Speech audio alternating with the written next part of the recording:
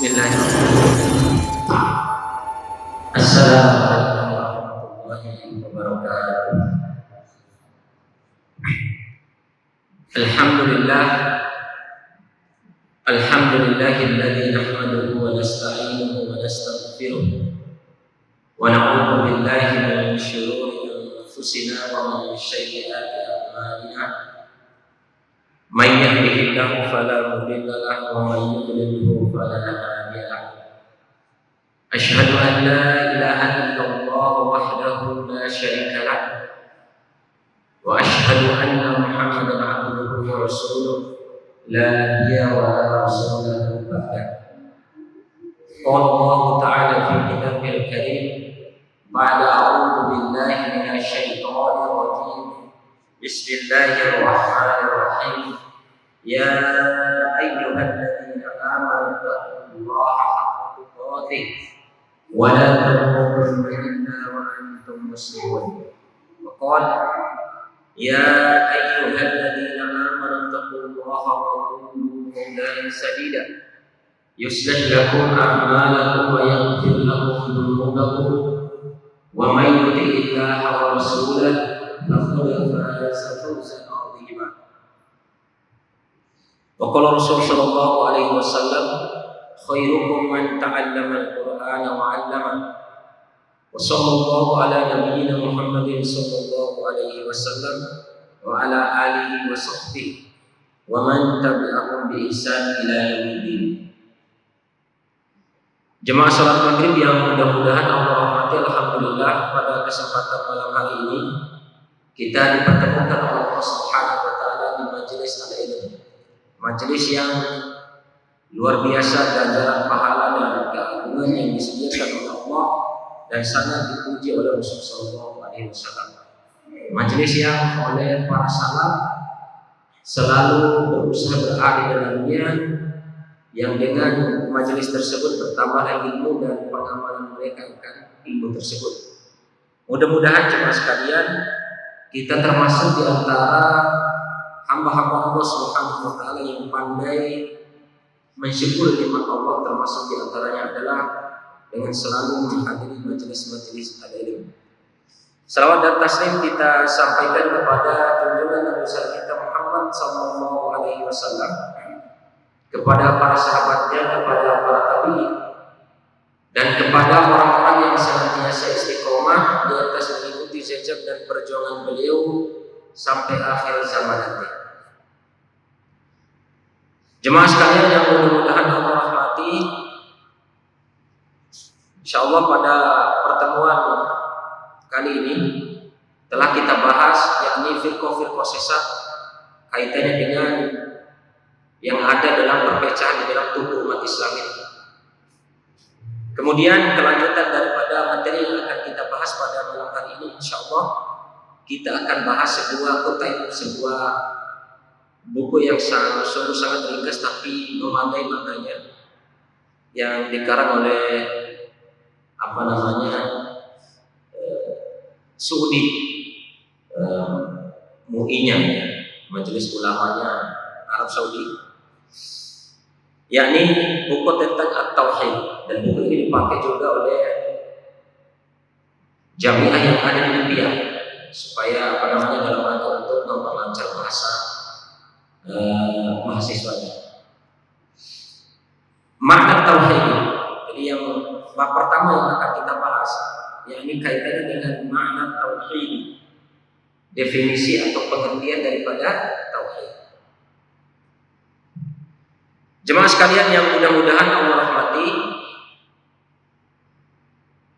di sini matan buku ini. Inna Allah Ta'ala khalaqal khalqa liya'buduhu wa la yusyriku bihi syai'an. Sesungguhnya Allah Subhanahu wa taala khalaqal khalqa, telah menciptakan makhluk, menciptakan manusia, jin dan seluruhnya, liya'buduhu. Ini yang harus kita perhatikan, yang harus kita tanamkan di dalam jiwa kita sebagai seorang mukmin, sebagai seorang muslim. Liya'buduhu, diciptakannya kita ini di dunia ini liya'buduhu, untuk beribadah kepadanya. Itu yang yang harus senantiasa kita ingat selalu. Kemudian wala yusyriku bihi syai'an. Setelah kita beribadah kepada Allah atau di saat kita beribadah kepada Allah, wala yusyriku bihi syai'an, tidak boleh atau tidak boleh makhluk itu menyekutukan dengan Allah sesuatu apapun. Jadi perintahnya beribadah kepada Allah, tujuan kita dihidupkan di bumi ini untuk beribadah kepada Allah. Kemudian ketika beribadah kepada Allah, jangan sekali-kali melakukan syirik kepada Allah Subhanahu wa taala.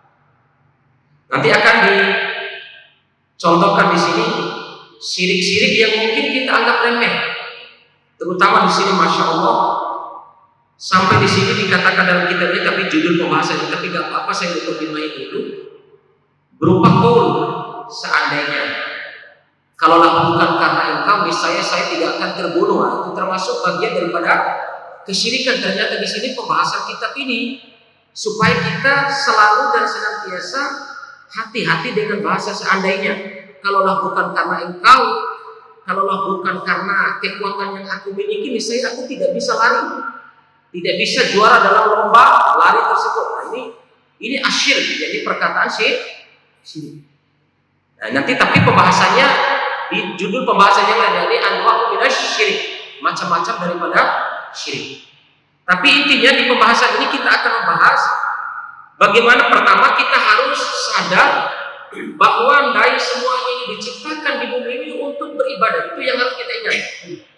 Dan tidak boleh menyekutukan Allah dengan sesuatu apapun.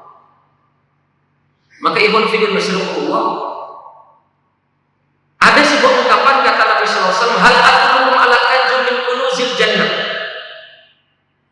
Maukah kalian saya tunjukkan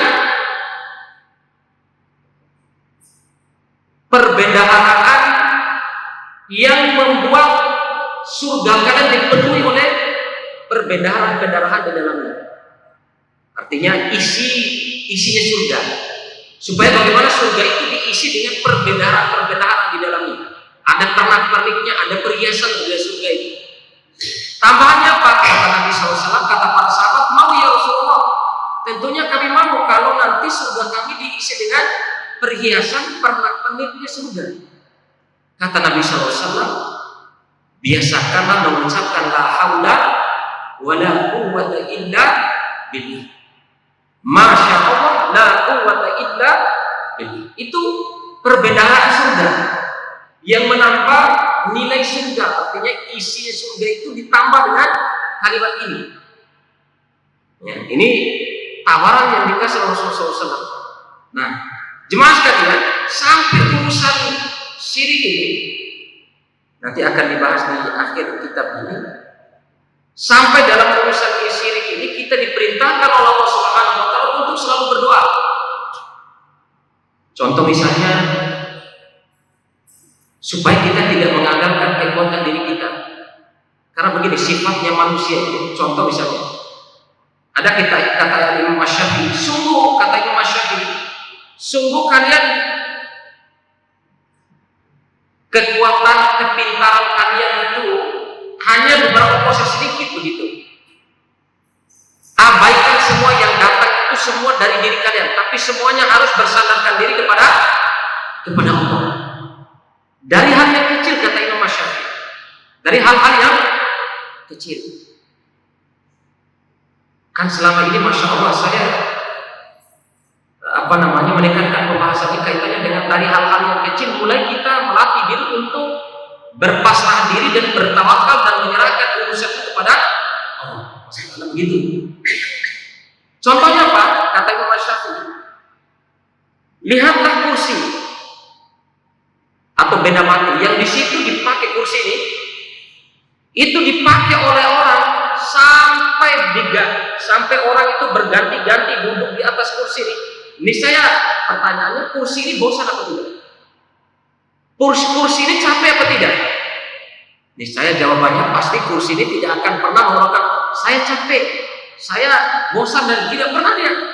Mau kita dudukin sampai 24 jam sampai seminggu juga nggak akan merasakan capek dia. Ya. Tapi kalau manusia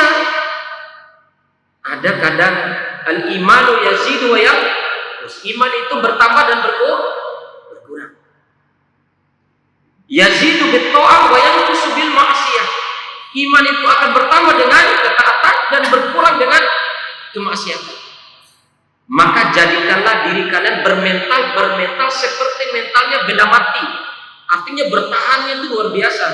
Kayak kursi ini. Bersabarlah, didiklah diri kalian supaya bersabar untuk beribadah dan meningkatkan ketaatan kepada Allah sehingga bertambah iman itu sebagaimana layaknya benda mati, kata Imam Asy-Syafi'i. Dan itu tidak boleh kita mengandalkan diri atas kekuatan diri kita. Coba lihat kenapa para ulama menyebutkan Nabi Shallallahu Alaihi Wasallam ketika selesai sholat dibaca istighfar 3 kali. Kenapa jemaah sekalian beristighfar? Jangan sampai kita beranggapan ketika kita sholat, berhasil sholat dan selesai sholat itu karena kekuatan dan dorongan dari kita, tapi beristighfarlah supaya tidak ada perasaan-perasaan seperti itu. Maknanya Pak, apa yang mendorong kita dan sehingga kita bisa melakukan sholat itu karena daya dan kekuatan yang datang dari Allah Subhanahu wa Ta'ala. Contoh misalnya teman-teman sekalian yang mudah-mudahan Allah rahmati. Bagaimana untuk mengaturnya? Kata Imam Asy-Syafi'i mengatur, jadi mengatur pola hidup ini supaya selalu menyadarkan diri kepada Allah. Coba antum lihat ketika antum tidur. Antum sebelum tidur, apa yang disunahkan Rasulullah SAW? Itu bagian maksud anak. Bacaan-bacaan sebelum tidur itu, di samping satu sisi kita mengikuti sunnah, mendapatkan pahala dari Allah Subhanahu Wa Taala. Yang kedua, dengan bacaan-bacaan dan doa-doa yang diajarkan Rasulullah SAW sebelum tidur itu, sembari kita berharap kepada Allah supaya kita bisa bangun di sepertiga malam terakhir. Mananya apa? Sebelum kita tidur itu kita sudah berdoa, berpasrah diri kepada Allah supaya Allah mampukan kita untuk bangun di sepertiga malam terakhir. Di hadis yang pernah kita baca Ikhwan Fillah Rasulullah, yang sering kita tahu, ketika kita bangun daripada tidur itu kan ada 3 ikatan di kepala kita. Ikatan pertama akan lepas ketika kita bangun daripada tidur itu, kemudian kita membaca doa. Itu satu ikatan sudah terlepas. Alhamdulillahilladzi ahyana ba'dama amatana wa ilaihin nusyur. Itu akan membantu proses dengan doa tersebut, tapi dengan doa itu pasti dengan hati yang khusyuk. Pasti dengan hati yang ikhlas. Menyadarkan diri kepada Allah, bersandar akan Allah Subhanahu wa Ta'ala sehingga kita bangun itu benar-benar Allah yang mendorong kita, benar-benar Allah yang membangunkan kita. Sehingga perasaan seperti itu kalau terbiasa maka akan terbangun kesadaran untuk selalu berpasrah diri kepada Allah dan menyandarkan urusan kepada Allah Subhanahu wa Ta'ala. Melatih. Ikatan kedua akan lepas ketika kita berwudu. Ikatan ketiga akan terlepas ketika kita melaksanakan sholat. Sama jemaah sekalian, ketika kita malas dalam aktivitas ibadah, satu ibadah saja contoh, ya Allah, kenapa saya susah berangkat ke masjid? Kenapa saya susah untuk melaksanakan sholat sunnah 2 rakaat sebelum subuh? Kenapa saya terlambat hadir di masjid? Kenapa hati saya kok tidak bisa menikmati khusyuknya sholat 5 waktu? Berdoa Ibn Fidel. Maka kenapa para ulama termasuk Utsman bin Affan yang paling hati-hati dalam masalah niat ini? Al-Imam Ibnu Qayyim al-Jauziyah dalam bukunya Tazkiyatun Nufus itu sangat memperhatikan yakni perhatian terhadap niat ini. Niat. Niat itu maknanya apa? Menyadarkan diri kepada Allah, kekuatan untuk membangkitkan semangat untuk benar-benar menunjukkan ibadah kita ini hanya kepada Allah Subhanahu wa Ta'ala. Berdoa. Meskipun doanya tidak diungkapkan dengan lisan, tapi dalam hati, ya Allah, kenapa hati saya gundah gelisah seperti ini, ya Allah? Kenapa saya masih terlambat ke masjid, ya Allah? Kenapa saya tidak menjemput nilai-nilai pahala yang ada di kehidupan saya di dunia ini? Ini yang orang Fidel Rasulullah. Jadi bersandar terus. Ya Allah, kenapa saya tidak merasakan khusyuk ketika sholat 5 waktu? Kenapa saya berat untuk melaksanakan sholat sunnah? Berdoa kepada Allah. Sandarkan dari hal-hal yang kecil. Nah ini yang orang Fidel Rasulullah. Imam Asy-Syafi'i mengatakan dalam hal ibadah jadilah diri kalian seperti benda mati. yang tahan dan bersabar dalam melakukan sesuatu. Ikhwan fillah rasulullah walida arsalah rusulah. Karena urusan beribadah kepada Allah kita ini, masya Allah, luar biasa pengasih dan penyayangnya Allah. Kita ditugaskan untuk hidup di bumi ini untuk beribadah kepada Allah dan menjauhi syirik. Saking pengasih dan penyayangnya Allah, Allah tidak biarkan begitu saja. Ya, tidak hanya membiarkan ketika kita berada di rahim ibu kita kemudian hanya cukup alastu birabbikum qalu balas itu menjadi dalil sehingga kita ini tidak perlu ilmu lagi, tidak ada perlu penjelasan salah. Itu ada penjelasan. Kenapa diutusnya para nabi dan rasul? Padahal kita sudah alastu birabbikum ketika kita berada di rahim ibu kita masing-masing. Kenapa masih ada rasul? Wa ma kunna mu'adzibina hatta nab'atsa rasul. Kami tidak akan pernah mengadab sebuah kaum sebelum kami mengutus seorang rasul. Yang kedua, para malaikat ketika masuk ke neraka itu ditanya dulu, apakah sudah kullama ulqiya fiha fawjun sa'alahum wajhatu alam ya'tikum nadhir. Malaikat itu bertanya dulu, apakah ketika kamu berada di hadapan neraka ini sudah ada orang yang memberikan peringatan kepada engkau? Sudah. Artinya ditanya, mau masuk neraka saja ditanya. Ini mendalikan dan kuat bahwa perlunya penjelasan, perlunya Ikhwan fillah rasulullah walida arsal rusulah. Karena permasalahan ini permasalahan yang sungguh luar biasa. Nah, ini jemaah sekalian yang mudah-mudahan Allah rahmati, dulu pada zamannya Nabi Nuh, masya Allah. Sebelum diutusnya Nabi Nuh, Yahus, Yahud, wa Nasra, orang-orang yang luar biasa kalau berdoa kepada Allah itu langsung dikabulkan doanya. Pintarnya iblis, ketika orang ini meninggal, apa perintahnya iblis? Dibisikin, siapa di antara kalian yang masih ingat wajahnya itu? Coba mohon dibikinkan gambar dulu, supaya nanti kalau generasi setelah kalian sudah tidak ada lagi yang mengingat mereka ini. Baru gambar, foto aja, digambar, dilukis saja dulu. Datang lagi iblis, tapi sabarnya iblis itu luar biasa. Kalau lukis begini cepat hilang, alangkah baiknya bikin patung. Nah ini hati-hati wane kabupaten itu, masya Allah. Kita ini harus luar biasa bersama, kompak bersama untuk memperjuangkan nasib saudara kita yang ada di Wane. Awalnya patung biasa, tapi lama-kelamaan itu menjadi ibadah nanti ke depan. Sebagaimana layaknya Yahus, Yahud, wa Nasra. Dibikinkanlah patung besar sehingga mukanya, matanya persis seperti mereka yang meninggal itu. Tapi ratusan tahun setelahnya, generasi selanjutnya menganggap ini orang yang kisah itu orang luar biasa, sehingga lama-kelamaan itu nggak disembah. Baru lihat fotonya, baru lihat patungnya, hanya mampir sebentar, lihat, hormat biasa saja, pergi. Tapi lama-kelamaan jadi disembah. Jemaah sekalian, diutus para nabi dan rasul untuk apa? Selalu mengingatkan kepada kita supaya mempertahankan diri hidup di dunia ini istiqomah sampai kita mati untuk selalu beribadah kepada Allah dan menjauhi syirik. Saking penyayangnya Allah. Wa anzalal kutubah. Tidak hanya diutus rasul tapi ada kitab. Kata Rasul sallallahu alaihi wasallam, "Taraktu fikum amrayni in tamassaktum bihima lan tadillu abada." Saya tinggalkan kepada kalian dua perkara, selama kalian berpegang teguh dengan dua perkara ini kalian tidak akan sesat selama-lamanya, yaitu kitabullah wa sunnati. Masya Allah jemaah sekalian, kalau kita lihat masya Allah bagaimana sekarang, ya, ada kitab Allah, ada sunnah-sunnah Nabi Shallallahu Alaihi Wasallam. Kemudian kalau Allah Taala, "Wa ma khalaqtul jinna wal insa illa liya'budun." Tidaklah aku ciptakan jin dan manusia kecuali hanya untuk beribadah kepadaku. Wa qala aidan, "Wa'budullaha wa la tusyriku bihi syai'an." Beribadahlah kalian kepada Allah dan jangan sekali-kali kalian menyekutukan Allah dengan sesuatu pun. Maka di sini penjelasannya, fa'amar subhanahu wa ta'ala al-khalqa bi ibadati wahdah wa tarki ibadati ghairi. Maka Allah Subhanahu wa taala memerintahkan kepada manusia dan jin untuk beribadah kepadanya saja dan meninggalkan ibadah kepada selain Allah Subhanahu wa taala. Jemaah sekalian yang mudah-mudahan Allah rahmati, bersedekah itu sesuatu yang dianjurkan oleh Rasul sallallahu alaihi wasallam. Bersedekah sesuatu yang diperintahkan oleh Allah dan Rasul Shallallahu Alaihi Wasallam. Tapi bersedekah langsung kepada orangnya, ya kan? Artinya yang disedekahkan itu ada orangnya dan orangnya itu ada. Tapi orang bersedekah lewat sesajian itu beda, ya kan? Dan ini masih banyak yang terjadi di lingkungan masyarakat kita.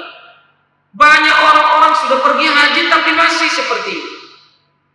Ya, dan ini kewajiban kita jemaah sekalian, urusan tauhid itu urusan yang paling utama yang harus kita beritahukan kepada orang lain. Ketika mau tanam padi, maka ditaruhlah nasi khusus. Iya, nasi monca, ada kalonya, ada jangannya. Naudzubillah. Coba antum bayangkan, kalau itu dikasihkan ke kita itu kan wajar, dan itulah sedekah yang diperintahkan. Datang orang, tapi ustadznya, ake wangga jaga, ake kaul, ake kan saru. Sekarang yang jadi pertanyaannya, kalau yang disedekahkan ini di tanah persawahan, ada orang atau tidak di situ? Kan dibiarkan lepas begitu saja. Nah, sekarang pertanyaannya, sedekah itu kepada siapa? Sesajian itu kepada siapa? Itu kan sedekah. Kepada siapa itu sedekah itu? Kalau bukan sedekahnya kepada selain Allah Subhanahu wa taala. Naudzubillah, tsumma naudzubillah kita. Maka di sini ditekankan oleh pengarang kitab ini, fa'amara subhanahu wa ta'ala, Allah Subhanahu wa taala memerintahkan kepada hambanya biibadati wahdah, untuk beribadah kepadanya saja. Berusaha. Tujuan kita luruskan ibadah sedekah kita hanya kepada Allah Subhanahu wa taala. Jangan kadang kita sedekah, memberikan sedekah, infak berupa berapa sak semen misalnya untuk pembangunan masjid.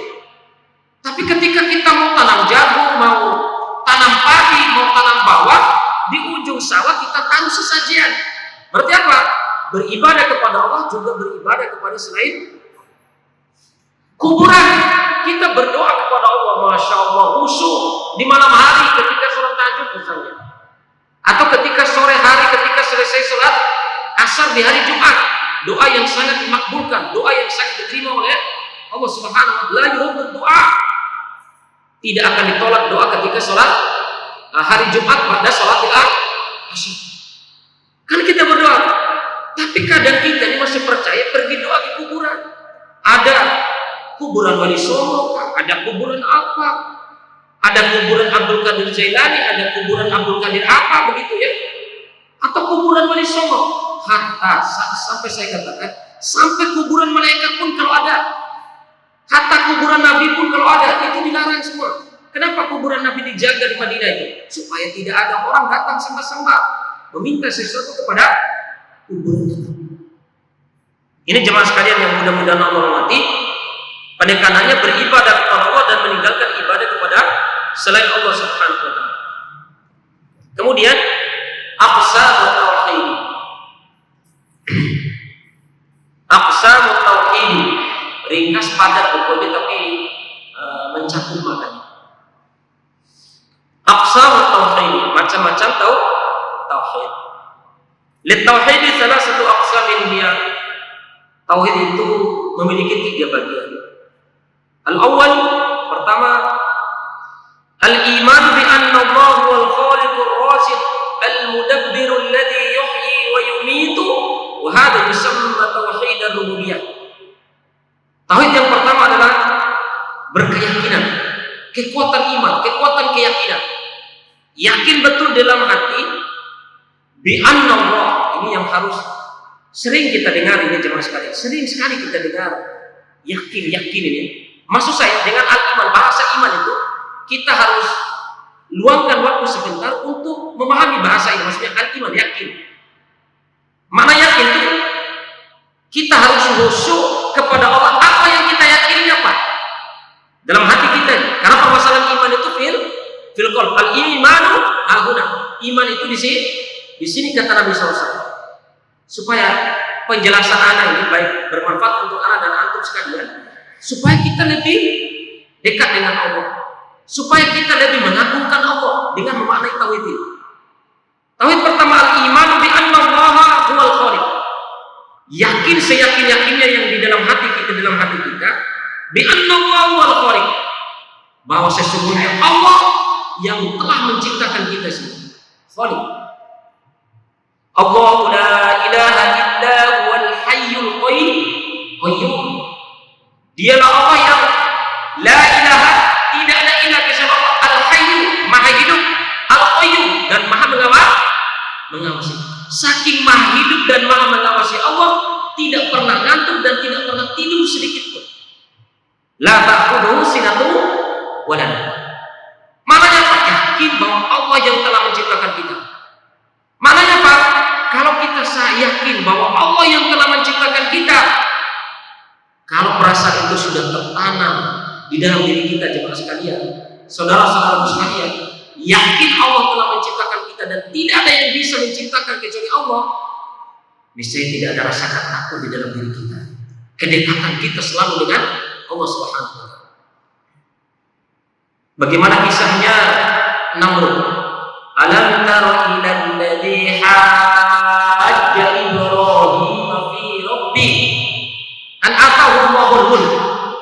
Tidakkah kamu perhatikan wahai orang-orang beriman bagaimana Namrud mengajak diskusi kepada Nabi Ibrahim alaihissalam?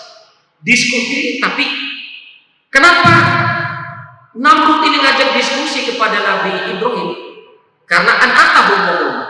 Orang kalau sudah diuji dengan kekayaan, diuji dengan sedikit kekuasaan, niscaya dia akan sombong. Nah, termasuk Namrud ini termasuk yang sombong. Dikasih kekuasaan, dikasih jabatan luar biasa, tapi membuat dia sombong, ingkar kepada Allah. Bahkan Nabi pun Ibrahim diajak berdebat. Alam tara ilal haja Ibrahim an atahu Allahul id qala Ibrahim rabbiyalladzi yuhyi wa yumiit. Wahai Ibrahim, kata Ibrahim, wahai Namrud, Rob saya Allah Subhanahu wa taala itu bisa menghidupkan dan bisa mematikan. Apa jawaban Namrud coba? Oh gampang, saya bisa matikan orang, bisa hidupkan orang. Gimana kamu bisa matikan orang dan hidupkan orang? Dia panggil rakyatnya, dia penggal leher rakyat, dia sudah mati itu saya matikan dia. Nah sekarang bagaimana kamu hidupkan? Suruh perempuan itu lahir banyak-banyak supaya dia orang itu bisa hidup. Ya. Luar biasa ya Namrud ya. Kemudian Nabi Ibrahim berkata, fa inna Allah ya'ti bisyamsi minal masyriq fa'ti biha minal maghrib. Sungguh rohku itu wahai Namrud, Allah Subhanahu wa taala menerbitkan matahari dari timur. Sekarang coba kamu bisa enggak terbitkan matahari dari barat? Fa buhital ladzi kafar. Maka bingunglah si Namrud. Tapi kebingungan si Namrud ini tidak membuat dia taat dan beribadah dan taubat kepada Allah. Malah semakin menjadi-jadi Nabi Ibrahim dibakar, diusir dari kampung halamannya. Na'udzubillah, na'udzubillah. Maka Al-Khaliq, dialah Allah yang menciptakan. Pertama, yang kedua, Ar-Raziq. Apa Raziq? Yakin iman Allah bukan hanya menciptakan kita ini. Woi, kamu hidup di bumi sudah. Tapi Allah kasih modal Ar-Raziq. Saya memberi rezeki, maka setelah aku ciptakan kalian, aku juga akan memberikan rezeki kepada Rasul sallallahu alaihi wasallam bersabda, janganlah kalian takut, sungguh Allah sudah mencatat bahwa kalian tidak akan mungkin dimatikan sebelum Allah sempurnakan rezeki kalian. Yakin Allah kasih rezeki itu teman-teman sekalian. Allah tidak mungkin membiarkan kita terlantar. Contoh, saya sering mungkin sampaikan bagaimana kisah Nabi Ibrahim beserta Hajar beserta Ismail. Ini kisah yang sangat luar biasa di dalam tafsir Al-Imam At-Tabari. Masya Allah, Nabi Ibrahim berdoa supaya agar kiranya Rabbi habli minas sholihin, dikaruniai anak. Selama 80 tahun dia berdoa, fabasysyarnahu bi ghulamin halim. Kemudian kami kasih berita gembira kepada Ibrahim dengan seorang anak yang namanya Ismail, seorang anak yang bijaksana luar biasa. Nabi Ibrahim menyangka, aduh, sudah berkurang deritaku. Selama ini saya mendapatkan seorang anak, alhamdulillah Allah kasih Ternyata apa yang ada di dalam benak pikiran Nabi Ibrahim tidak sebagaimana yang dia sangka. Anak ini baru lahir, Allah perintahkan untuk apa? untuk ungsi.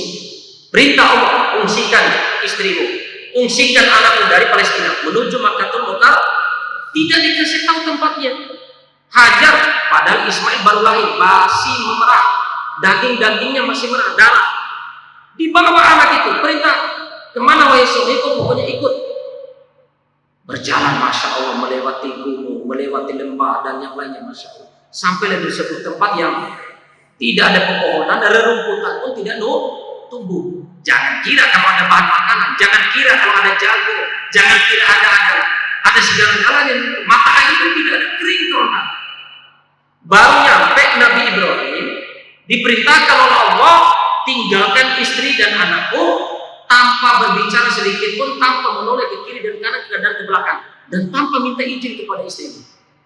Bayangin teman-teman sekalian, masya Allah, luar biasanya keimanannya Nabi Ibrahim sehingga pantas dikasih gelar oleh Allah Khalilullah, dikasihnya Allah Subhanahu wa taala. Dijalankan oleh Nabi Ibrahim, maka wajar kalau istri bertanya si Hajar, ila ayya Ibrahim, ila ayya tadhab, kemana engkau pergi wahai Ibrahim? Nabi Ibrahim tentunya karena sudah perintah Allah tidak boleh ngomong, tidak boleh noleh, jalan terus. Maka si Hajar ini bertanya, ahadza min amrillah, wahai Ibrahim, apakah kamu tinggalkan serta anakmu ini sehingga kamu tidak menoleh, minta izin, tidak berbicara perintah Allah atau tidak? Maka Nabi Ibrahim hanya nundukkan kepala saja, sehingga tahulah istrinya kalau ini adalah perintah. Apa jawaban istri jemaah sekalian? Jawaban istri si Hajar yang luar biasa. Idhab anta bima amaraka Allah la yudayyi Allah. Pergilah engkau wahai suamiku dengan apa yang telah Allah perintahkan kepada engkau. La yudayyi Allah, sekali-kali Allah tidak akan menelantarkan kamu. Coba keyakinan seorang perempuan yang baru melahirkan, posisi sudah tidak ada lagi harapan, tidak ada manusia seorang pun, tidak ada pepohonan, tidak ada mata air, tidak ada makanan. Karena ini perintah Allah, yakin dia Razik, Allah Maha Razik, pemberi rezeki, nggak mungkin Allah menelantarkan saya. Dia memberikan keyakinan kepada suaminya dan keridhaan kepada suaminya untuk melaksanakan perintah dengan meskipun resikonya meninggalkan dia dengan anaknya. Jemaah sekalian, apa yang terjadi? Apa yang dilakukan oleh Hajar? Kaitan Ar-Razik, yakin Allah tidak akan menelantarkan dia. Keyakinan seorang perempuan ini, masya Allah. Apa yang dilakukan oleh Hajar? Berlari-lari kecil hanya untuk sekedar mencari air karena haus. Bekalnya sudah habis. Sementara Ismail menangis, sementara asinnya sudah mengering dari diri Hajar alaihissalam. Apa yang terjadi sama sekali? Maka dia lari-lari kecil. Ini sebagai pengingat, masya Allah. Lari-lari kecil dari bukit Safa ke Marwa hanya untuk sekedar mencari air. Apa yang terjadi? Qadarullah, air malah ada di kaki anak. Apa maknanya di sini? Perintah Allah. Kita ini meskipun Allah menjamin rezeki itu tidak menelantarkan kita, tapi ada usaha sebagaimana Hajar berusaha untuk mencari air ketika lari-lari kecil ke ke bukit Safa dan Marwa. Keluar dari rumah, yakin Allah memberikan rezeki, berdoa kepada Allah, ya Allah saya keluar karena ada tanggungan istri dan mencari sesuatu rezeki, ya Allah. Sambil berdoa, jangan lupa berdoa kepada Allah, menyandarkan urusan kepada Allah, yakin Allah memberikan rezeki meskipun hasilnya sedikit atau seberapa. Kenapa? Yang selalu kita ingat berdoa. Ini titik penekanan saya, kenapa saya harus jelaskan makna ini, supaya dalam implementasinya kehidupan kita ini selalu terikat dengan tauhid rububiyah ini. Ya. Ini jemaah sekalian, masya Allah. Kemudian huwal khaliq ar-razik, dia Allah Subhanahu wa taala yang memberikan rezeki. Yakin betul kita bahwa Allah yang memberikan al-mudabbir. Dia Allah Subhanahu wa taala yang mengatur dunia ini. Mengatur maksudnya kita kemarin hari Jumat dikagetkan dengan gempa ketika Jumatan itu.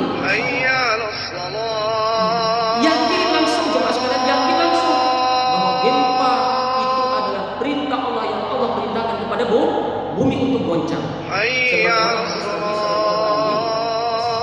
jemaah sekalian, insya Allah kita akan lanjutkan pembahasan ini pada pekan depan supaya kita lebih kuat keyakinan kita pasrah diri kita kepada Allah, mengandalkan kekuatan dari ini saja yang bisa saya sampaikan. Subhanaka Allahumma wa bihamdika asyhadu an la ilaha illa